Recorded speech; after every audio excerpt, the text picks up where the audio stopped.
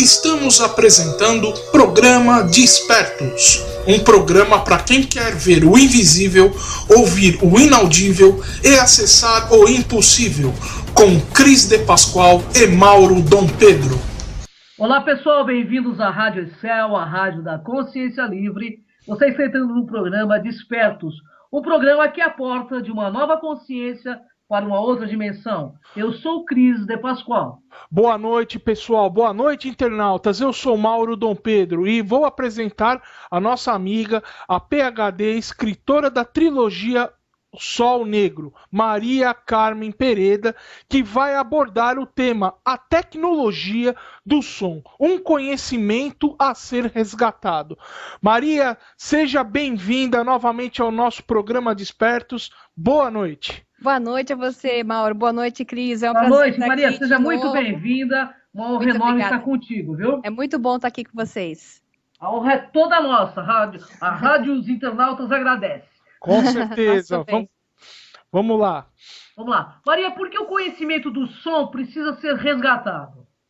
Esse conhecimento ele precisa ser entendido como uma tecnologia conhecida por povos muito antigos, digamos que é do tempo antes do tempo, como eu costumo dizer, que foi sendo perdido.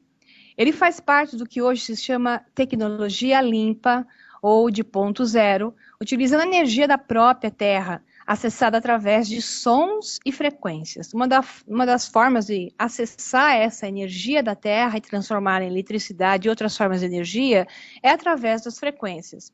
A lei do Egito, em relação até ao povo judeu, consta no livro do Antigo Testamento, em 1 Reis 6:7, os registros da construção do Templo de Salomão. E lá já dizia que só os blocos de pedra da pedreira foram usados. Nenhum martelo ou machado ou qualquer instrumento de ferro foi usado na casa enquanto estava sendo construída.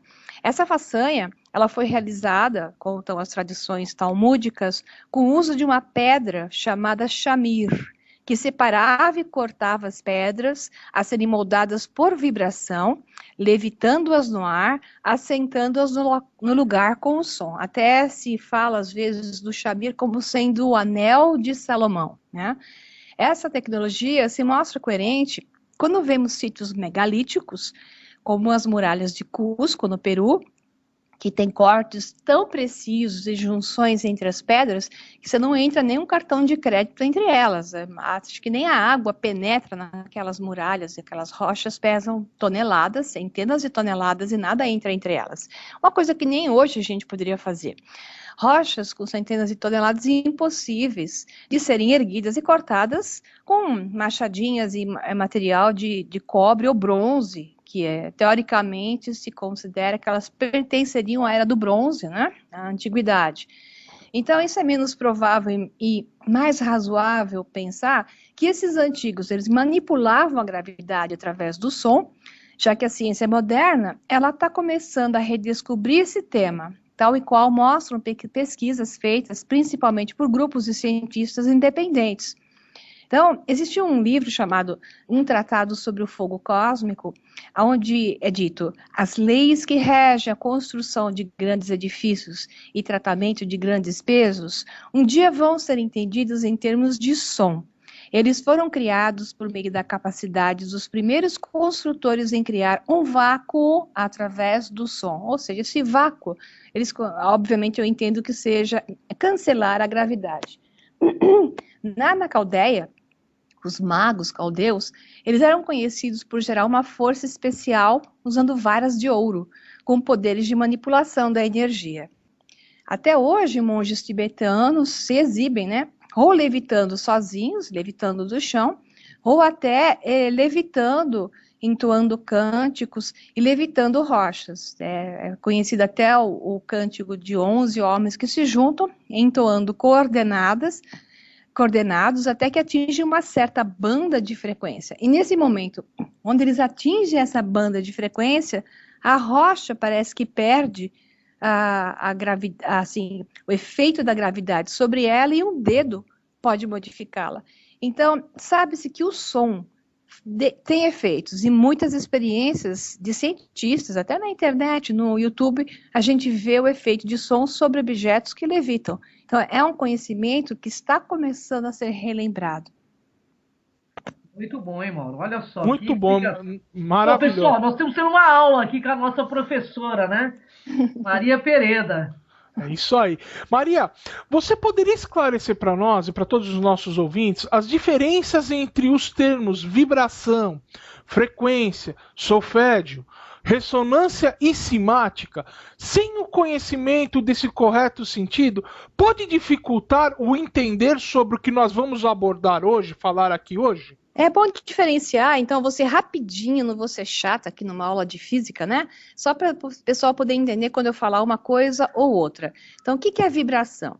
A vibração é um movimento de um ponto alternado, oscilando em relação a outro ponto de referência, né? A frequência, ela já é uma grandeza física de onda, ela é ondulatória, ela marca eventos, ou ciclos, voltas, oscilações, em um determinado intervalo de tempo. Então, eu vou falar muito em hertz. Hertz significam ciclos por segundo. Então, quando eu falar ciclos por segundo ou hertz, eu estou falando em frequência. Quando eu falar solfejo, é uma frequência associada ao que se chama das 7 sílabas, que é o do, ré, mi, fá, sol, lá, si, né? E essas 7 sílabas são escalas tonais. Então, eu vou mostrar para vocês um pouquinho dos solfejos, e o Pitágoras era um que gostava muito dos solfejos, né? Ressonância, os antigos usavam a ressonância para manipular a forma e a estrutura da matéria. Alguns acreditam que Pitágoras foi o pioneiro a relembrar o assunto. Na verdade, Pitágoras, ele conhecia isso das horas e de tantos meses e anos que ele ficou pendurado na biblioteca de Alexandria, né? Então, essa foi uma redescoberta que Pitágoras encontrou e associou tanto os solfejos como a ressonância. Então, a ressonância, especialmente, ela está focada na teoria da música e tem a ver com uma natural frequência que é natural do objeto ou da matéria. A gente chama isso de ressonância, é um fenômeno que acontece quando um sistema físico recebe energia por meio de excitações de frequência igual a uma de suas frequências naturais. Então, você entra na mesma frequência daquela matéria que a representa. E aí, por isso, você pode manipulá-la. Então, a gente tem um exemplo muito interessante, que aconteceu nos anos 40, que é o caso da ponte de Tacoma Narrows, que passa no History Channel, passa no Discovery, que o pessoal construiu a ponte, era uma ponte bem grande, e no dia 7 de novembro de 1940, o vento muito forte entrou em ressonância com a ponte, e foi dando amplitude de onda, aumentando a amplitude. O que aconteceu é que a ponte vibrou, ondulando durante horas, até que ela se partiu e caiu, né? Então, toda a tecnologia de construção de pontes tem que estudar, hoje em dia, a ressonância do vento com a ponte, porque se o vento entrar em ressonância, ele destrói a ponte, fazendo ondular. Então, os antigos sabiam disso. Eles sabiam que podiam, por ressonância, manipular a matéria. A cimática já é o estudo das ondas e está associado ao padrão físico produzido pela interação das ondas sonoras em um meio. Então, você tem o quê? Ondas sonoras produzem formas. Ressonância desmonta, desfaz, quebra, ou até, em alguns casos, desmancha, como se estivesse transformando rocha em geleia. E a cimática faz com que a imagem se forme. Com certeza, os antigos usavam ressonância e cimática ao mesmo tempo para gerar aqueles muros que, na minha opinião, eram formados desmontando as rochas, gelificando-as e aí reestruturando-as. Pode ver o padrão delas. São padrões formadores de cristais, como se eles se cristalizassem novamente. Essas são as mais antigas Não estou nem falando por exemplo, das pirâmides do Egito. Eu estou falando em formações que se encontram em Pumapunco, Tiwanaku, se encontram em Cusco, no Peru, que são fantasticamente visíveis, que elas foram reformuladas, reestruturadas. Olha só, pessoal, que maravilha. Então, Maria, nos fale sobre vibração, frequência, solfégios e a ressonância universal aplicadas à nossa vida. Bom, a vibração, ela é tudo, né? A vibração é tudo e tudo é vibração. O que existe além dela é apenas uma ilusão da percepção da vibração, realizada pela mente da Terra, né? Depois do processamento do cérebro sobre os inputs dados pelos nossos órgãos sensoriais. Cada vibração tem sua própria frequência. Ao expor o corpo e a mente às frequências dos solfejos harmônicos, que é a parte da frequência com escala de tom, você pode facilmente atingir um senso de equilíbrio e cura profunda. As frequências solfejo, elas devem ser alinhadas com os ritmos e tons que formam a base do universo. Então, essa antiga escala, ela é parte de uma sequência de 6 tons de frequências eletromagnéticas, chamada de escala solfejo original.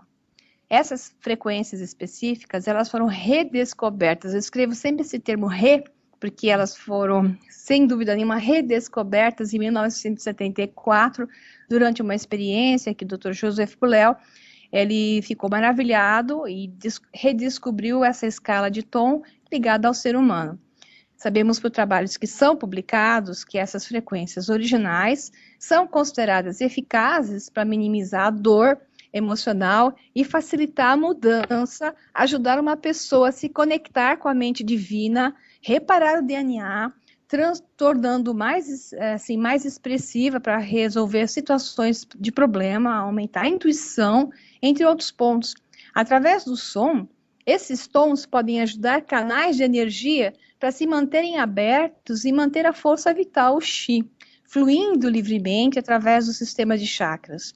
As sintonias de solfejo, ela é uma ferramenta poderosa para atingir esses níveis. Vou até dar um exemplo aqui, como ele é interessante o solfejo, como é bonito o som dele. Eu vou dar um exemplo da base do chakra, que são vários chakras, e o da base tem um som lindíssimo, que é um som bem parecido com o do sino tibetano.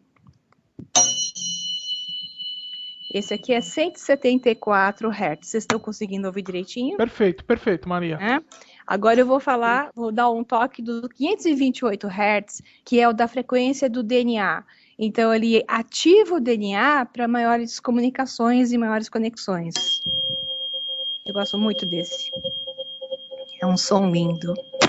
Nossa, lindo demais. Esse entrou na alma, viu? Agora eu vou dar o que mexe com a glândula pineal, que é 741 Hz, em Sol. Olha como ele vai aumentando a frequência, vai diminuindo a banda, né? E vai sendo cada vez mais fino o som dele. Perfeito. Olha, agora o último aqui é 852 Hz lá. Olha que lindo. Fantástico, esse daqui atua no chakra da coroa. Sim. Então, essa sequência que eu dei foi aumentar a conexão da pessoa com a espiritualidade. Foi uma sequência de trazer de baixo para cima, ativando o DNA. Então, os solfejos harmônicos, eles são usados até pelos tibetanos. Eles têm um conhecimento muito grande com aqueles vasos, né, tibetanos. Muito interessante, muito interessante e realmente, mesmo. Essa frequência mexe com a gente, né? É lindo, eu acho demais. É lindo e mexe, você sente vibrar alguma coisa dentro da cabeça na hora que você tocou esse glândula pineal. Se usar junto, por exemplo, 528, que eu gosto muito, com 741, o Mi com o Sol e as duas frequências, viu? Ele ressoa dentro da caixa craniana, né? Faz muito bem, com certeza. Nossa, muito legal, muito bom. Maria, então as músicas geram esse efeito? Esse efeito positivo que nós estamos mencionando aqui, as boas músicas geram sim as harmônicas que usam os solfejos corretos. Então, vamos melhorar essa informação, né? Mediante as frequências sonoras contidas em uma música, nós podemos modificar o funcionamento de um ser vivo, ou seja, melhorar até curar o corpo humano. Os antigos povos e civilizações, eles conheciam o poder da música e do som. Entretanto, algo aconteceu que alterou esse poderoso conhecimento, mudando a frequência da música de 432 Hz, ciclos por segundo, né, originais, para os atuais 440. Parece que é uma coisa boba, mas esse elemento da diferença gerou um probleminha grave, porque o elemento integrante do nosso universo, digamos assim, essa frequência com o nosso corpo humano, ela está interagindo exatamente em 432 Hz. Então, nosso corpo, a energia que o faz ficar harmônico e a energia do universo, eles vibram em 432 Hz e nós estamos harmonicamente conectados a isso. Nós oscilamos e vibramos nos princípios de propagação e ondas harmônicas naturais dessa frequência que nos unificam a propriedades da luz, do espaço, matéria, gravidade e incluso do eletromagnetismo. O nosso corpo, ele circula a energia elétrica e eletromagnética. Então, nós temos circulação da direita para a esquerda e da esquerda para a direita. Então, isso altera todos esses padrões. O Sol, Saturno, a Lua, a Terra exibem proporções matemáticas, incluso do número 432. Parece que é uma coisa meio maluca de dizer, mas o número 432 e a frequência 432 são fundamentais para que a mente se harmonize com a natureza e esteja em paz. Então, um concerto musical em frequência de 432 Hz, ele pode ter profundos efeitos positivos sobre a consciência e sobre o nosso corpo celular. Ao sintonizar instrumentos musicais nessa frequência, e não nos 440, que foi colocada a partir da Segunda Guerra Mundial, nós podemos sentir uma frequência de conectar a consciência à ressonância natural. O termo é esse. Com 432, a gente entra em ressonância com a natureza. O universo tem uma vibração ou solfejo de 432 Hz. Esse é o ruído do universo. E estando os instrumentos afinados nessa frequência, permite que sincronizemos a consciência, o ser humano, com a energia universal. Então, essa frequência de 432 Hz vibra nos princípios da geometria sagrada e o número de ouro, ou a fração áurea, o Φ, né, que é 1.6180, unificando as propriedades da luz, do tempo, do espaço, gravidade, eletromagnetismo com a biologia, o código do DNA, alinhando tudo isso à consciência. Então, essa frequência associada à perfeita conformação da geometria sagrada é uma das chaves do universo e da realidade onde vivemos, ou a gente acredita viver, né? Desde o século XIX, vários movimentos musicais, eles estão ligados na história, onde demonstram uma tendência na alteração desse solfejo, tendo se solidificado durante e logo após a Segunda Grande Guerra. Então, isso foi feito mais ou menos em 1939. O solfejo Lá, 440 Hz, tornou-se oficialmente a frequência de ajuste para todos os instrumentos musicais em todo o mundo. A Organização Internacional de Normalização, a ISO, finalmente aprovou em 1953. Estranho isso, porque essa frequência de 440 fez com que vários músicos, inclusive o professor do Sol, do Conservatório de Paris, escrevessem um referendo assinado por 23 mil músicos franceses, solicitando a preservação do solfejo 432 Hz para conservar a harmonia musical com a vibração da música do universo. Sem sucesso. Por que isso foi alterado? É estranho. Desde então, a gente usa a frequência harmônica de Lá, 440 Hz. As obras clássicas antigas foram compostas com essa frequência. Não é à toa que a gente ouve Mozart e coloca Mozart para criancinhas, e estando em 432 Hz, porque Mozart compôs para isso, faz tão bem para os bebês, né, que ouvem Mozart, as mães grávidas que ouvem Mozart com essa frequência na sua barriguinha, causando paz e sentimentos de bem-estar e conexão. Que interessante, hein, Maria? E uma informação preciosa que nós nunca tivemos, pelo menos assim, dentro da mídia, né? Que foi Os alterado. músicos, né? Os músicos Você devem acha, saber. antes de eu ir para a próxima pergunta, a sua opinião que tem alguma coisa de proposital aí ou não? Eu acredito que sim, porque tudo que está sendo feito ultimamente visa exatamente o controle da mente. E se você pensar em 1939, os alemães tinham um trabalho fortíssimo para o controle da mente. E isso foi aproveitado por outros povos do mundo, né? Outros líderes mundiais. Então, esse controle da mente é muito facilitado quando você cria uma desarmonia do processo da conexão. Então, eu Muito não duvido interessante. que tenha a ver, sim. Muito interessante, hein, pessoal, essa informação. Mas eu vou passar para a pergunta seguinte. Maria, o Pink Floyd era um dos que usava a frequência certa? Esse era um dos bons, né? Era um Existem dos bons da minha músicos. época, hein, Maria? Acho que ainda é, não morreu não, tá vivo, né? Existem músicos que buscaram voltar a essa frequência original e eles tinham um foco maior, né? Um outro foco que era realmente espalhar energia, espalhar uma sensação de conexão. O Pink Floyd era um deles. Durante os concertos ao vivo, a música dele era capaz de mover grandes quantidades de energia e produzir uma expansão do potencial de desenvolvimento interno em cada um de nós, incluindo nossos talentos naturais. É fantástico assistir um concerto do Pink Floyd, e mesmo em vídeo, a gente sente esses benefícios dessa energia harmônica gerada. Você vê o comportamento do público no concerto do Pink Floyd. É uma coisa, assim, incrível, positiva, extremamente positiva. Olha, que bacana, hein? Ó, fica a dica aí, hein, pessoal. Verdade. Pink Floyd é muito bom. Eu, particularmente, sou muito fã dessa banda, né? Também. Principalmente quem assiste aquele show ao vivo Pulse. Nossa Senhora, meu Deus. É verdade. É fantástico. Maria, as propriedades sônicas das rochas fazem parte de um conhecimento perdido?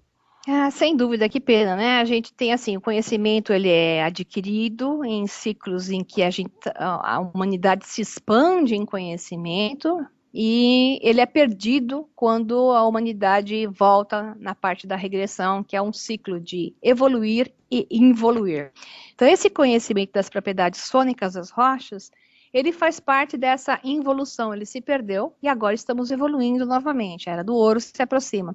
Então, eu costumo dizer que ele era conhecido no tempo antes dos tempos oficiais, né? Repito isso sempre, pois a história do homem civilizado, ele oficialmente conta aquela historinha de 5.000 antes de Cristo, né? Estamos falando de uma história que é muito, muito anterior a isso, seguindo uma era em que houveram várias raças na Terra que eram extremamente evoluídas. Mas o que acontece hoje em dia? Os arqueólogos descobriram propriedades sônicas nas rochas, incluso de Stonehenge. Eles estão começando a, digamos assim, iniciar um processo de redescoberta. De acordo com especialistas do Royal College of Art de Londres, algumas das pedras soam como sinos, tambores e gongos. Essas pedras azuis de Stonehenge, elas têm vibrações especiais mesmo, elas são chamadas de pedras sônicas. Podem ter sido especificamente escolhidas por causa dessa energia acústica que elas produzem, o que significa que elas podem fazer uma variedade de ruídos que variam de metal até som de madeira e uma série de notas. Isso sem saber acioná-las corretamente, né? Então existiam rochas locais abundantes que poderiam ter composto Stonehenge, mas os arenitos do país de Gales foram considerados especiais pelas suas capacidades sônicas, essas pedras azuis, né? Razão pela qual as pedras foram transportadas de um local tão distante, não teria lógica, né? Para colocar ali numa região que é considerada um vórtice da Terra, um dos chakras da Terra. Os mesmos efeitos foram comprovados na África do Sul pelo fantástico pesquisador Michael Tellinger, que eu aconselho que pesquisem a respeito desse homem, que ele é espetacular, o maior especialista sobre os efeitos sônicos encontrados em rochas de arenitos da atualidade, com formatos parecidos com guitarras. Ao longo de toda a África do Sul se encontram milhares de construções que são similares a Stonehenge. O pessoal fala de Stonehenge na Inglaterra, e esses henges, eles estão pelo mundo todo. E principalmente na África do Sul, você encontra centenas de milhares deles espalhados pela África do Sul, e muitos já foram até destruídos. Segundo Tellinger, através desses sônicos emitidos pelas rochas em formato atípico, né? Esses sítios, esses ranges da África do Sul, datados de mais de 12 mil anos atrás, funcionariam como geradores quânticos de energia. É exatamente o que se chama hoje na física quântica de Quantum Field Generators. São geradores quânticos de energia, e lá na África do Sul eles têm até esse formato de 8 células incríveis, vistos só de cima você consegue perceber isso, são gigantes as construções dessas pedras sônicas.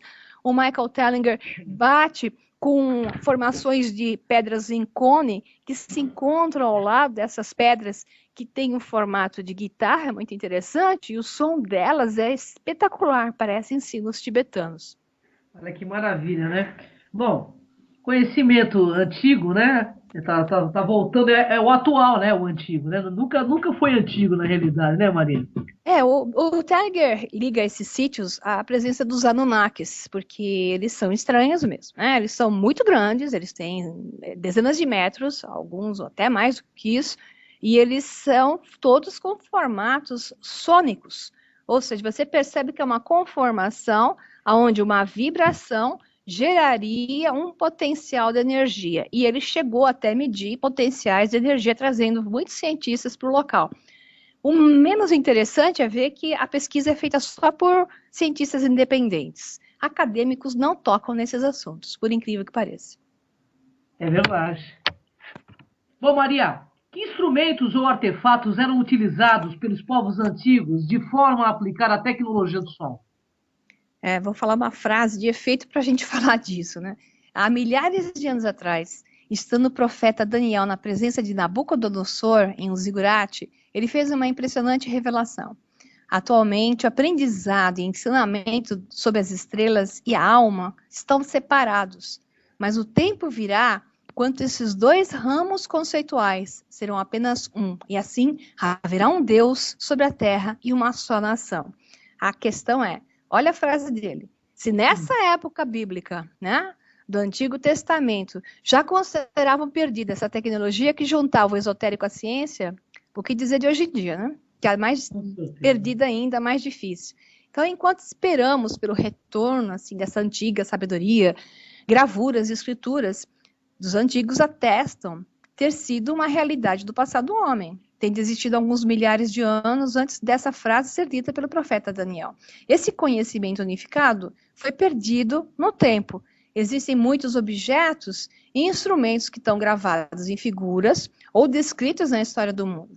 Para os sacerdotes e faraós iniciados do Antigo Egito, você tinha um muito interessante, que eram os bastões de Horus. Esses bastões, Horus carregava sempre na mãozinha fechada, eles tinham mais ou menos um tamanho de 20 centímetros pelas imagens, gravuras e pinturas, né?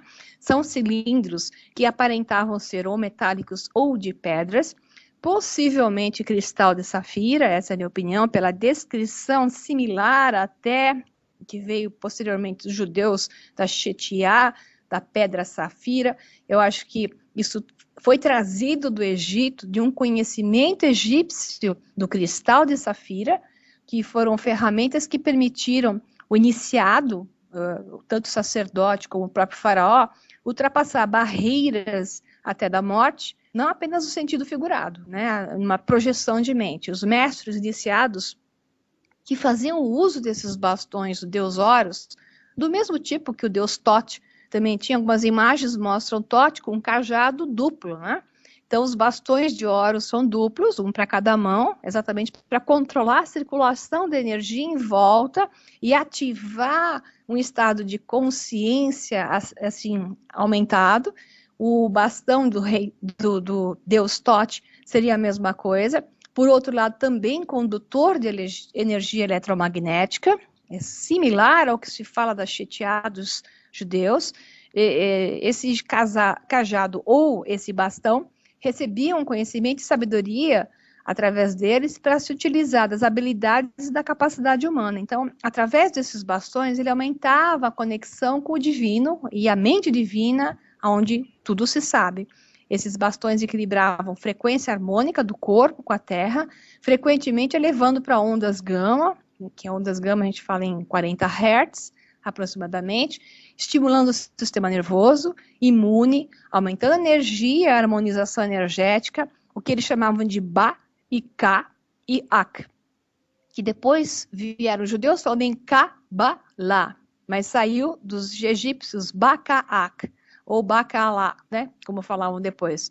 Tal como Ba correspondia à alma, Ka se referia à força vital e Ak à força divina. Então, o equilíbrio da alma com a força vital, com a força divina, que depois foi transformado em Kabbalah, que é o Bakaak dos egípcios. Para o uso da expansão da consciência, eles faziam, ao segurar esses bastões, eles adentravam na câmara central das pirâmides, onde nessas construções eram preparadas para elas, dentro da fração áurea, dentro do número de ouro, né, daquele número Φ, eram emitidos harmônicos de 432 Hz. Ao segurar cada um desses bastões e estar submetido a esses harmônicos, e às vezes até dentro daquele sarcófago, daquela caixa que estava na câmara do rei, que não era para ter nenhuma múmia, e sim para ativação da conexão divina, novas realidades dimensionais ou paralelas eram acessados pelos sacerdotes ou pelo faraó. E conectando a mente terrena à mente divina, eles recebiam informações acima do normalmente conhecido. Esse texto que eu acabei colocando aqui, ele é de um cientista russo extremamente bem conceituado, chamado Valery Uvarov, que ele é do Departamento de UFO Research, da Paleoscience and Paleotechnology, da Segurança Nacional, Academia de Segurança Nacional da Rússia. Ele não é pouca coisa. Ele é um PhD fantástico e que faz pesquisas específicas sobre isso, sabe muita coisa. Maravilha, hein? Maravilha mesmo. Nossa, um banho de conhecimento. Vamos lá. Maria, nas tábuas de argilas da antiga Suméria, encontramos imagens de seres parecendo sacerdotes ou algo parecido, segurando cones nas mãos. Isso tem a ver com este tema? Pois é, tanto na Suméria, você vê esses seres, né, do lado, assim, rodeando o que se chamam de árvores. Tem gente que fala, isso é o DNA, isso é uma árvore divina, ou isso simplesmente é um canal de força. Interessantemente, eles seguram esses cones que parecem ice creams, né? E isso tem também na África do Sul, exatamente o mesmo padrão ao lado daqueles ranges da África do Sul. Então, o que eu posso dizer é que, ao que tudo indica, sim, nós temos algo a ver com a condução de energia através do efeito sônico, eles geravam efeitos assim. Alguns relacionam aquele formato de cone de sorvete com até um formato de glândula pineal. Outros até falam em formato de pinha de pinheiro, mas pinheiros na Suméria é um tanto quanto sem lógica, né? E mais recentemente, o próprio pesquisador Michael Tellinger deu, então, essa observação que esses cones, e tanto quanto as rochas, ele escreveu no livro chamado Slave Species of God, que seria espécies escravas de Deus, porque ele fala dos Anunnakis aqui, ele mostra que essas rochas, elas estão todas patinadas. Quando uma rocha tem patina em cima dela, pátina, que ele fala patina, é pátina em português, né? Significa que você está considerando aí uns 200 mil anos para cima. Então, essas rochas, essas formações da África do Sul, todas têm pátina. Significa que aquelas áreas todas que tem lá, têm mais de 200 mil anos, né? Então, teoricamente, esses cones que estão ao redor da área do lado daquelas formações de rocha que parecem mais os violinos ou até guitarras, e aí na Suméria tem esse formatinho de casquinha de sorvete, que é similar da África do Sul, eles eram emissores de ondas sonoras, que em determinada zona de encontro, de equilíbrio, cada um cone em uma mão, eles encontravam um ponto zero, onde a emissão da onda existia, podendo desde já cortar ou até levitar os objetos aonde elas tocavam até gerar energia. Então, essa tecnologia do som, era capaz de cortar, fundir a temperatura ambiente, qualquer material, por ressonância, seja rocha ou metal, rearranjá-lo geometricamente e espacialmente. Eles usavam para tal tecnologia da cimática, então, junto com a ressonância cimática. Não é à toa que tanto da Índia, como em países árabes, a gente tem uma coisa interessante, os tapetes árabes. Vocês nunca se perguntaram sobre o formato e estrutura das mandalas e os tapetes árabes, aquelas estruturas, aqueles desenhos maravilhosos, tanto nos tapetes como nas paredes, que parece um monte de mandalas. Aquilo, hoje em dia, estudando a cimática, a linguagem do som e o desenho que ela forma por escala de frequências e tons, são exatamente os mesmos desenhos. Isso significa que aquele povo antigo conhecia a linguagem da frequência, do som e da forma. E ficou gravado na memória das pessoas que, mesmo perdendo a sua origem real, sua aplicação real, continuaram desenhando aquelas formas que eram exatamente criadas de acordo com a cimática. Então, tem até uma coisa interessante, uma história interessante, que na região da Flórida, nos Estados Unidos, isso saiu até no History Channel, tinha um homem chamado Edward Lidis Kauning, um imigrante da Letônia, que ele construiu blocos de pedras, várias toneladas, eram pedras, eram rochas coralinas, moldadas em linhas figuras geométricas, que além de cortadas, foram suspensas por vários metros. Ele começou seu trabalho nos anos 20 e o terminou, a próxima morte, nos anos 50. Ninguém nunca viu esse homem construindo. Mas aí tem a história interessante de umas criancinhas que à noite escapavam, né, iam olhar o que ele fazia, e só à noite ele trabalhava, e não tinha nada, não tinha guindaste, não tinha nada. E ele usava cones nas mãos. Até que as crianças foram para os pais e relatavam, pai, mãe, o cara lá, o maluco lá das rochas, que montou aquele jardim de toneladas de rochas com formatos geométricos, ele faz aquilo lá com cones de ice cream, de sorvetes na mão. E os pais, claro, falavam assim, essas crianças são crianças, né? Pois é, só que esses cones de ice cream, que eles falavam, cones de sorvete, são exatamente os mesmos cones que os sumérios usavam e que na África do Sul estão com patina, mostrando que tem mais de 200 mil anos, né? Então, essa é uma coisa interessante. É um enigma, né, Maria? É um enigma. É um enigma. E agora, Maria, amplia o nosso conhecimento sobre a cimática, né? Para definir o que é cimática melhor, é assim, eu vou definir porque ela é importantíssima, é o estudo do som, ondas e vibrações visíveis.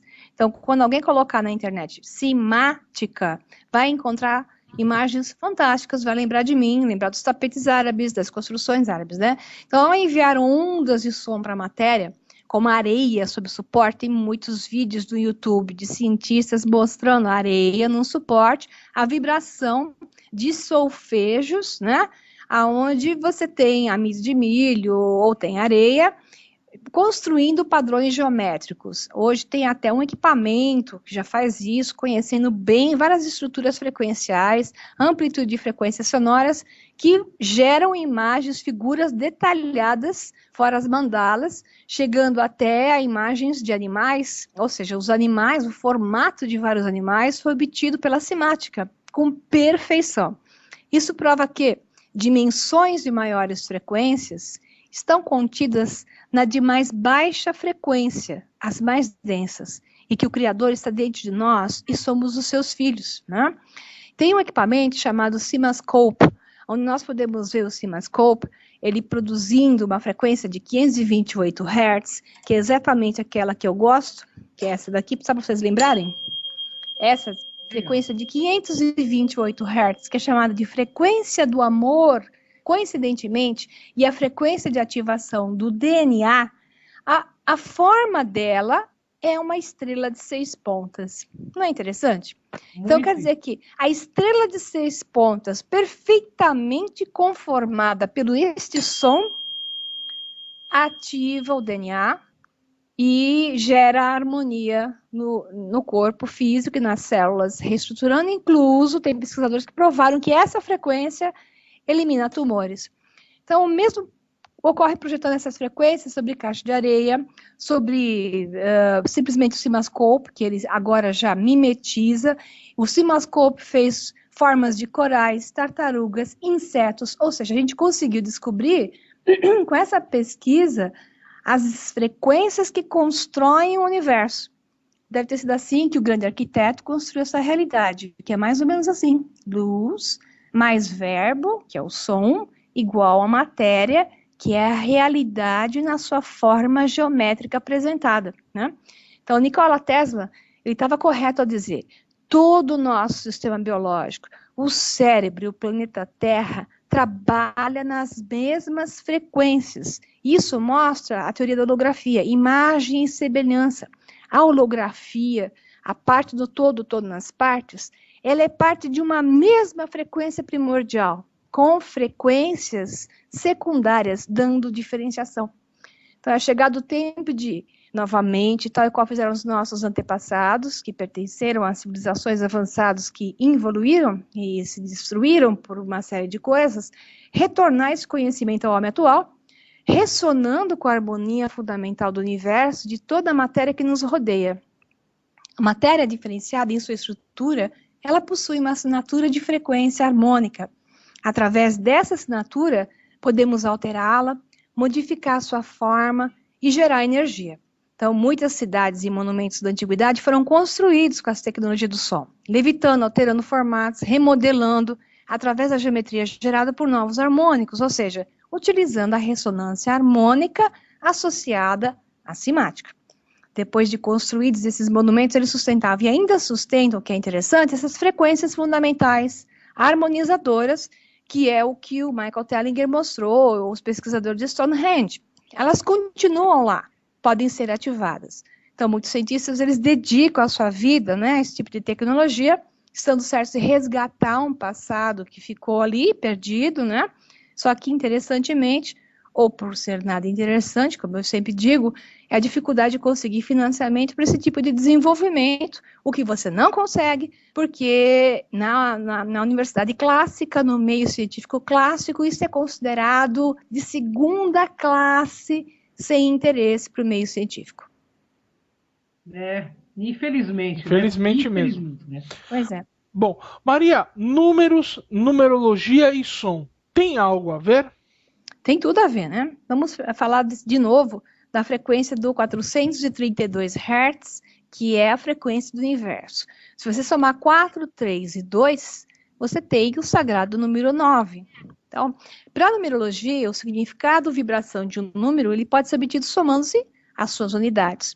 Então, se o 432 Hz significa essencialmente a vibração do 9, ele é um número diretamente ligado à criação e destruição do universo e as bolhas de realidade do nosso universo. De acordo com Pitágoras, né, que ele era um numerólogo, e a escala pitagórica que mais se usa pela numerologia, tudo é número, tudo é frequência. E as línguas e as linguagens, né, numerológicas usam sistemas que aplicam essas frequências a esses números. As antigas, principalmente, as construídas em base de geometria sagrada, inserida na linguagem onde o som da palavra carrega enorme poder e podem ser decodificados usando-se os números. Números são a raiz da linguagem da forma de letras, uma expressão matemática que pode ser escrita da forma com letras, né?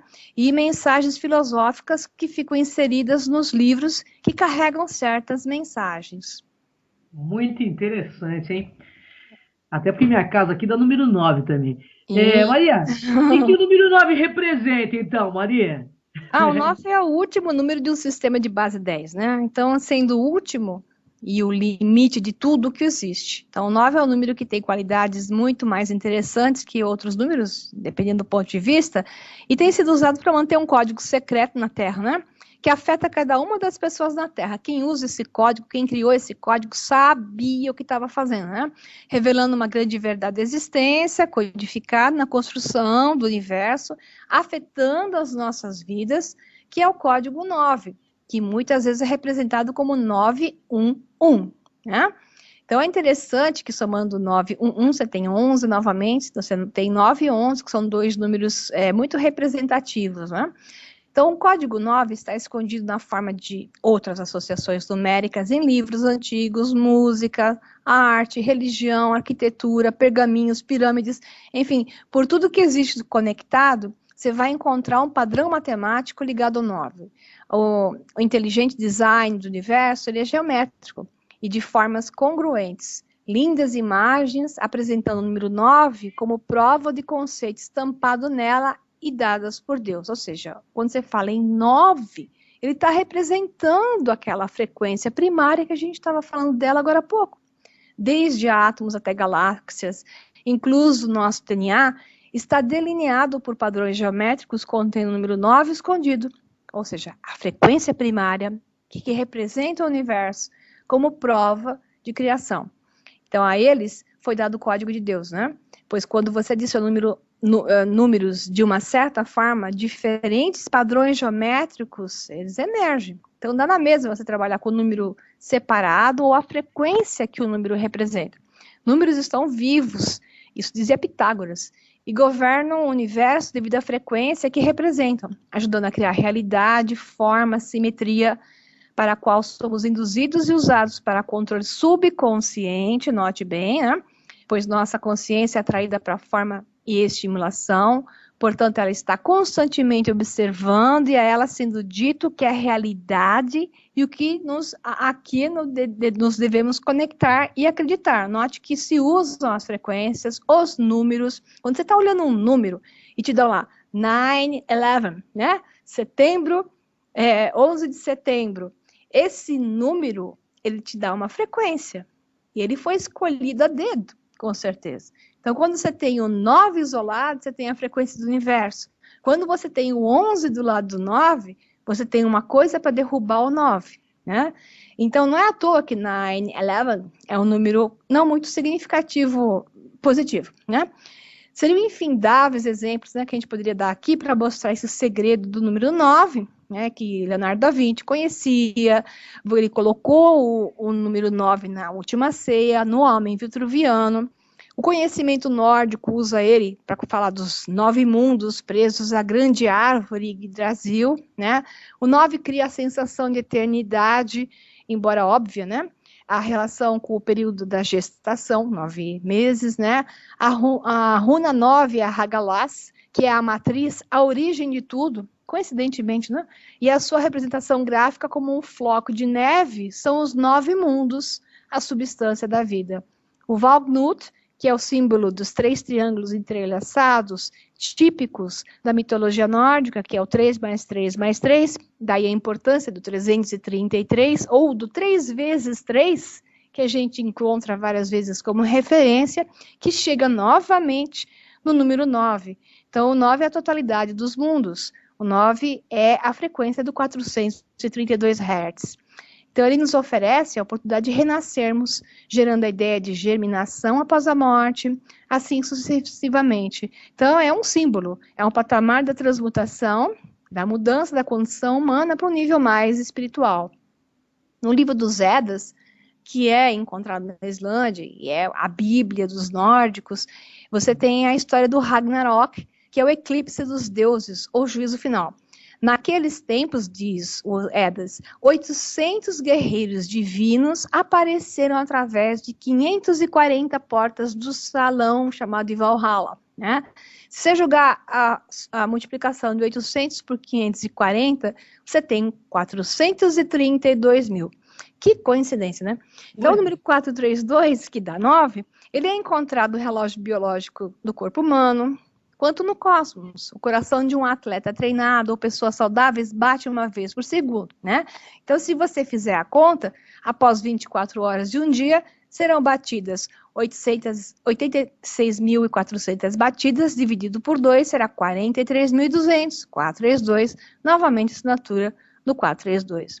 Então, é incrível que até o Graham Hancock, o Robert Bauval, que são 2 pesquisadores fantásticos, naquele livro que eles escreveram, O Segredo, o Mistério, a Mensagem da Esfinge, The Message of the Sphinx, eles falam e declaram e demonstram que, por instrumentos, que a pirâmide de José, que a pirâmide grande, está na planície de Gizé e a própria esfinge, elas vibram em ressonâncias harmônicas de 432 Hz. Então, esse 432 Hz, ele é um harmônico da frequência da luz, que fala e ressona diretamente com as nossas células, representado pelo número 9, dentro do nosso corpo como fração áurea. As células se comunicam umas com as outras através da luz infravermelha, que é exatamente representado com um solfejo de 432 Hz. E o pesquisador muito interessante, que é o cara que inventou o CIMAScope, que é o John Stuart Reid, ele é um engenheiro de som, ele fala muito sobre cimática, ele colocou vários fenômenos interessantes atestando o que acontecia. Ele fala assim, que através dos estudos dele, além de ele obter formas geométricas encontradas na natureza, ele conseguiu provar a mensuração da geração de energia constante durante experimentos usando o 432 Hz, dizendo que realmente ele deve ser considerado um harmônico de luz, som no ar, que pode ser definido como a transferência de movimentos periódicos entre os átomos ou moléculas em colisão adjacente. Ele diz que o 432 Hz é essa energia sonora, normalmente que se expande para longe do local das colisões, na velocidade local do som, com uma emanação esférica ou em forma de bolha. Interessante que o universo tudo é esfera e é bolha. 432 Hz faz expandir a formação da bolha, né? A superfície da qual está no estágio de oscilação radial. Então, do ponto de origem da bolha sônica, uma bolha eletromagnética criada pelas colisões entre as moléculas no ar, porque cada colisão cria atrito e liberta uma pequena quantidade de eletromagnetismo infravermelho. Interessante que ele diz o seguinte, que através do 432 Hz, o universo esférico foi criado, né? Que é o que ele vê no CIMAScope. Então, esse magnetismo que se forma como consequência da bolha sônica, né, assim como a bolha sônica, ela vai se expandindo a partir da fonte esférica, é modulado por periodicidades sônicas, da mesma maneira que uma transmissão de rádio de modulação em amplitude é constituído por um transportador eletromagnético que é modulado em amplitude por, digamos, uma pessoa que faz uma frequência de voz nessa frequência, né? Então, é interessante que o que a gente pode falar é que a nota harmônica do 432 Hz é, sem dúvida nenhuma, o construtor do universo, né, que a gente vive, o construtor dessa esfericidade onde vivemos, e é quem dá a harmonia do nosso corpo físico com a criação de novas realidades. Por isso, a representação do 432 como o número 9, do início e do fim. É muito interessante. Muito legal. Gostei muito de saber da explicação do 9, porque tudo na minha vida gira meio em torno do 9 e do 8. Então tá ótimo você de vibração. Vamos lá, Maria. A linguagem de Enoch pode ser considerada um exemplo de tal conhecimento?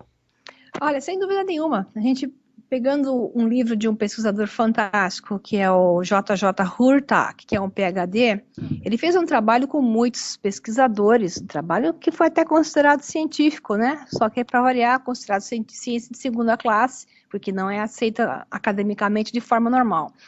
Então, o Enoch é aquele Thoth, conhecido pelos egípcios, assim, referenciado como o senhor da magia e do tempo, e pelos gregos também chamado de Hermes, né? Mensageiro dos deuses. Nos manuscritos do Mar Morto, ele é revelado através dos apócrifos, porque Enoque não está na Bíblia oficial, não sei como referido de leve, né? Ligado a Noé, mas ele está nos apócrifos.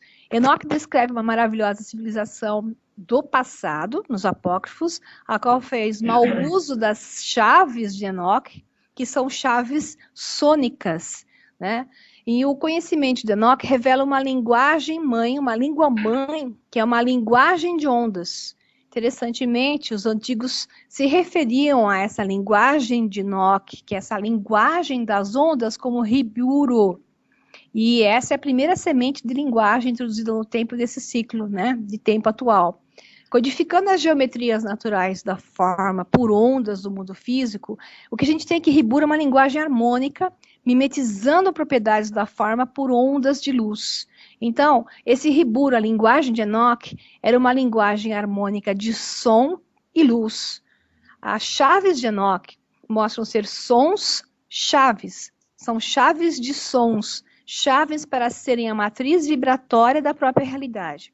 Então, o conhecimento enoquiano, ele descreve exatamente o que fala o JJ Hurtak, equações sônicas, codificadas dentro dos antigos mantras, inclusive ele se refere que está codificado em cima do nome de Deus, capazes de afetar indiretamente o sistema nervoso e produzir um efeito profundo de cura de estados de consciência elevado.